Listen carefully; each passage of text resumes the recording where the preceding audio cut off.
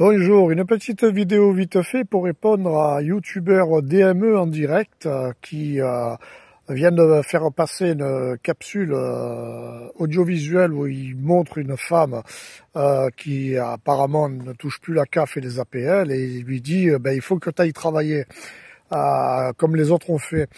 Alors ce genre de propos que je trouve un peu injurieux sur le fond, pas forcément sur la forme, parce que le problème qu'il y a en France, il y en a deux. Le premier, c'est que les salaires, ils sont pas adaptés au coût de la vie. Et la seconde chose, c'est qu'il y a énormément de mafieux ou de contextes malveillants chez les employeurs. Donc, et je parle en connaissance de cause. Moi, j'ai passé ma vie professionnelle à quitter les entreprises parce que j'avais des problèmes sur les heures qui m'étaient pas payées. Je suis même allé au prud'homme, j'ai gagné les procès, ça n'a jamais été payé. Le contexte était suffisamment malveillant, pourri. Donc si en France plus personne ne veut travailler, c'est à cause aussi des employeurs, mais aussi des autorités publiques qui escroquent tout le monde, à commencer par France Travail, qui paye même pas le chômage quand comme moi, quand j'ai eu mon conflit en Suisse, je suis revenu en France, ils ont refusé de me payer mes 4200 € par mois, j'avais des droits et j'ai eu le Covid derrière, et aujourd'hui, je veux dire, je suis coincé en tant que on va dire intermittent du spectacle, j'ai pas réussi à relever la pente.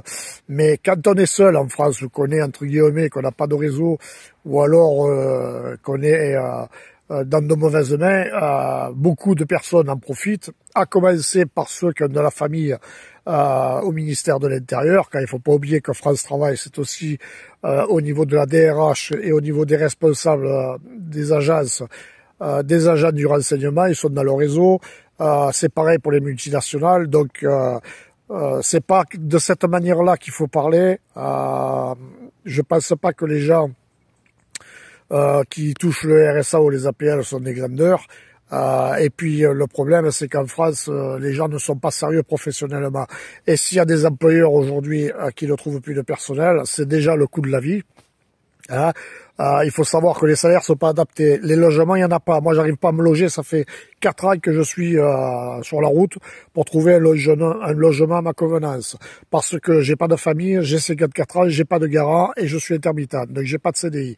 Voilà. En croyant qu'avec le CDI, tu peux payer les loyers. Il y a eu le Covid, il y a des tas de personnes qui avaient le CDI.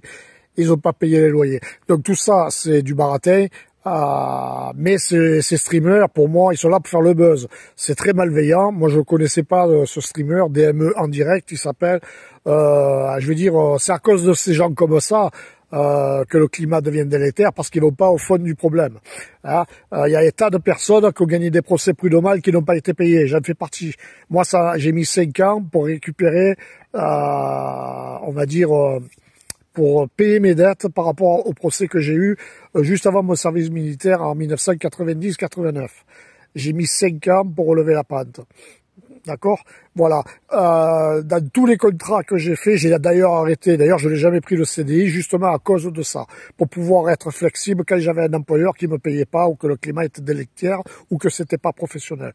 Voilà. Et moi, je suis un gros bosseur. J'ai énormément bossé. J'ai fait des semaines à 70 heures en restauration. J'ai fait le bâtiment, j'ai fait le transport, tout en continuant en étant intermittent du spectacle, tout en continuant en faisant mes projets professionnel et personnel, mais le problème en France, quand tu es seul et que tu as des soucis, tu n'as pas de soutien, parce que c'est justement sur ça qu'ils vont appuyer, ils vont abuser justement les employeurs qui ont du réseau, les employeurs qui payent pas, qui foutent le bordel. Dans le transport, vous avez des entreprises comme Transdev ou Veolia, mais surtout Transdev, le climat il est délétère, c'est pourri l'entreprise. Donc si à Transdev, par exemple, ne trouve plus de conducteur de bus, c'est parce que le climat est pourri, le management il est pourri, c'est pas professionnel, et en France, de toute façon, travailler avec le salaire, les conditions, ça te coûte plus cher aujourd'hui de travailler que de recevoir les allocations quelque part. Parce que le crédit, il faut le payer. Vous avez vu le prix des crédits voitures, vous avez vu le prix de l'essence, vous avez vu le prix des assurances, vous avez vu le prix de la vie. Il n'y a pas de logement aujourd'hui. Donc il faut regarder le problème sur le fond. Je veux dire, donc ça, les youtubeurs, les streamers qui tiennent des propos qui sont franchement, c'est du racisme social de tenir des propos comme ça.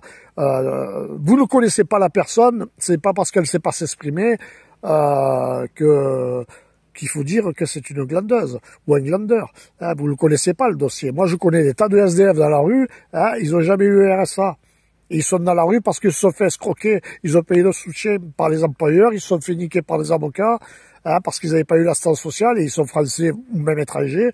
Pas tout le monde perçoit le RSA et les APL. Donc arrêtez vos conneries, hein. Je veux dire, regardez le fond dans son ensemble, mais moi je tenais quand même à faire cette vidéo parce que, ben, par exemple, moi j'ai un conflit avec France Travail. Donc, si quand j'ai pas mes statuts, on va dire mes cachets, ben, je vais demander soit ben, le chômage je le demande pas parce que de toute façon on n'est pas considéré comme intermittent quand on fait pas les 42 cachets. Donc éventuellement, comme j'ai pas de logement et je demande pas l'APL, je peux demander soit une aide, on va dire à audience, ou alors je vais demander le RSA. Là, ils ont changé les règles. Donc, je dois, normalement, faire 15 heures pour France Travail. Ils m'ont volé tout mon chômage de Suisse, ils m'ont volé 110 000 droits. 110 000 euros de droits. Donc, ça veut dire, j'ai deux solutions. Je vais au conflit, je coupe le RSA, chose que je peux faire, mais je ne vais pas retourner à France Travail, de confier mon avenir professionnel à cette organisation criminelle. Voilà. Et vous allez me dire quoi? Ben, je vais aller travailler, pourquoi? Pour faire des boulots de merde, comme avant, en sachant que je me suis fait niquer la retraite avec cette histoire de chômage. Pour des employeurs qui te payent pas, qui vont mal te parler. Mais jamais de la vie. Alors par contre, ce que je peux faire, c'est quitter le pays et aller mettre mes projets dans un autre pays, donner la chance à d'autres pays. C'est une chose que je vais certainement faire plus tard. C'est possible. Mais jamais je vais me lever le cul aujourd'hui en France dans le climat délétère et dans les conditions que fonctionne ce pays. Jamais de la vie. Je ne mets plus les pieds dans une entreprise en France. C'est terminé. Je me suis fait enculer et on est beaucoup à être dans mon cas. Donc maintenant qu'il y a des personnes qui profitent du système, c'est fort probable. Il y en a certainement. Mais le coût de ces escroqueries il sera bien inférieur que tous les politiques qui croquent dans la gamelle. À commencer par les agents de la DGSI et de la DGSE, qui ont les statuts, on les appelle les honorables correspondants, ils sont au service secret, ils sont très bien payés, ils ont tous les droits, et ils en branlent pas une. Vous avez vu, vous, une perquisition de la DGSI à France Travail? Allez demander aux gens qui ont des problèmes, les conneries à France Travail. Là, justement, je viens de répondre à une enquête de la CAF, là. Voilà, moi la CAF, ils m'ont niqué des droits, par exemple. Normalement, je dois porter plainte, comme d'ailleurs j'aurais dû porter plainte pour France Travail. J'ai pas porté plainte chez France Travail parce que je sais très bien que le système est corrompu. C'est les mafieux qui tiennent le pays. Je vais pas aller faire confiance à la justice. Voilà. Donc ces youtubeurs là, à mon avis, ce DME en direct, je pense qu'il doit être dans le réseau. Il doit avoir de la famille au ministère de l'Intérieur. Il doit être payé peut-être par des médias justement pour faire des polémiques, pour monter les Français les uns contre les autres. Mais ces gens-là, je veux dire, ben, c'est entre guillemets. Quoi, c'est surprenant d'entendre des propos comme ça parce que c'est absolument pas la réalité du terrain.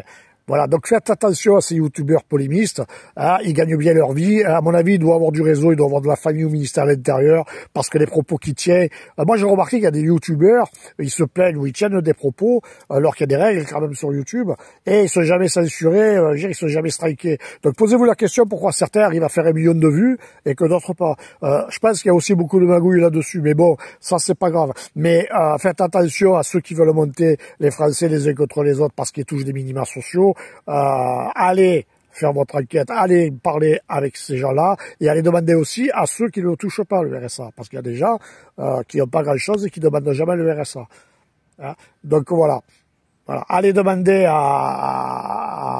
aux personnes qui ont gagné des procès prud'homales combien ils ont été payés. Moi, j'ai jamais été payé de mon procès. Hein. J'ai jamais eu l'argent. Voilà, je me suis fait niquer par Pôle emploi. 110 000 euros de droits. Pendant le conflit, justement, pour me fracasser. Parce que ça fonctionne comme ça. Tout ça, c'est de l'escroquerie.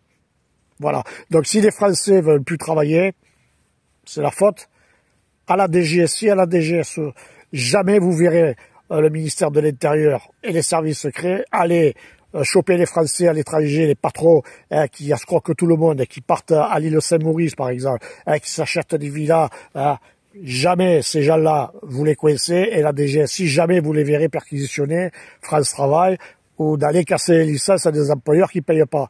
Hein, parce que si les gens, ils arrêtent, c'est parce que le climat, il est pourri, il n'y a que les mafieux qui tiennent le pays. Et comme ils ont les mêmes mises dans toutes les structures de l'État, aujourd'hui, le pays, il est mort. Voilà. Passez une bonne journée.